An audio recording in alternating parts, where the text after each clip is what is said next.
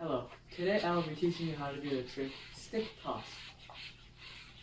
Before you learn how to do stick toss, make sure you know how to do stick, because stick toss is a trick that builds off of stick. Basically what you're going to do when you do stick toss is do a stick and toss it from one stick to the other and just keep tossing, and then you just let it go back onto your string.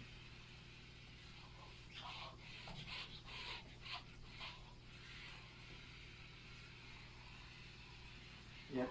So, to get started on this trick, the first thing you want to do is stick. And then once you get on your stick, so work on tossing it between your sticks. Toss to the right, toss back to the left. Toss to the right, toss back to the left. And just continuously do that until you just want to stop. It's pretty simple.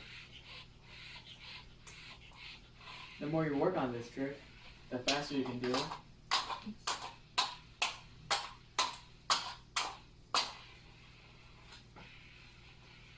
That's basically how you do stick toss.